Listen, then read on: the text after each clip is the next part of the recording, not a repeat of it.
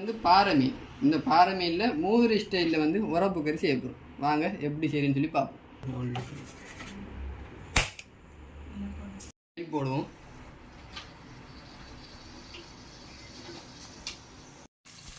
தேங்காய் நல்லா சூடாகிட்டு அதுக்கு இப்போ வந்து சூடானது பிறகு ஒரு 4-5 பச்சை வச்சிக்காய் எடுத்துட்டு அதை போடுவோம். அதை விட சின்ன வெங்காயம் வெட்டின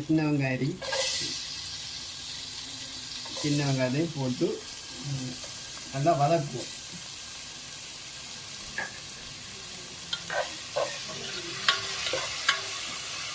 நல்லா பொன்னிறமாக வரும் வரைக்கும் இதை கொஞ்சம் நம்ம என்ன செய்யலாம் வதக்கி எடுக்கணும்.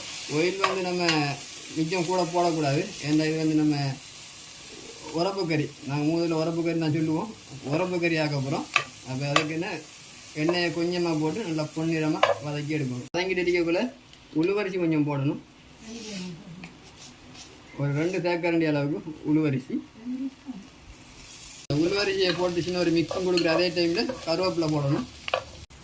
கருவேப்பிலையும் போடுவோம். இது வந்து என்ன செய்யணும், பரப்புளி என்ன செய்யணும்னா ஊற்றணும். பலப்புளியை ஊற்றினதுக்கு பிறகு தேவையான அளவு, அதாவது போதிய அளவு உப்பு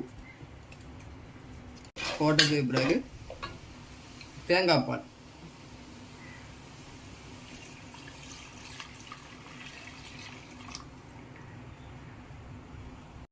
இந்த டைமில் 2 கரண்டி கொஜ்ஜியாத்தூள்.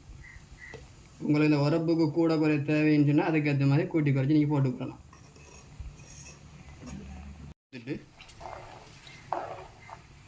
நம்ம வந்து மீனை போடுறோம். மீனை வந்து அப்படியே கொட்டக்கூடாது. அழகாக பரத்துன மாதிரி உண்டுண்டா உடையாத அளவுக்கு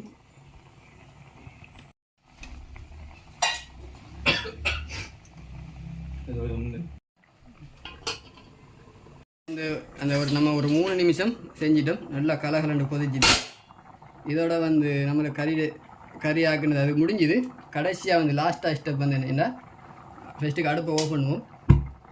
அடுப்பை ஆஃப் பண்ணிவிட்டு சின்னதாக ஒரு கலக்கிட்டு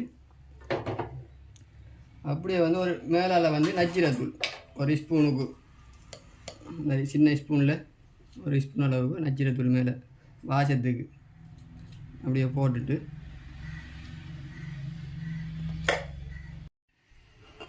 இப்போ வந்து கறி வந்து நம்மளுக்கு ரெடி ஆகிட்டு, கறியை எப்படியோ சுட சாப்பிடாம கறியில் சூடு வந்து 6 வரைக்கும் ஒரு அரை மணித்தியாலம் இந்த 3/4 மணித்தியாலம் அதுக்குரிய டைமை கொடுத்துட்டு அதுக்கு பிறகு நீங்கள் இதை எடுத்து உங்களுக்கு விரும்பின சாப்பாடு, இதோட கறியோ சோறோ பானோ உங்களுக்கு எது விருப்பமோ அதோட வச்சு இதை சாப்பிட்டு பார்க்கலாம். நீங்களும் வீட்டில் செஞ்சு பாருங்கள். என்ன மாதிரி டேஸ்ட்டில் இருக்குது, எப்படி இருக்குன்னு உங்களோட கருத்தையும் சொல்லுங்கள்.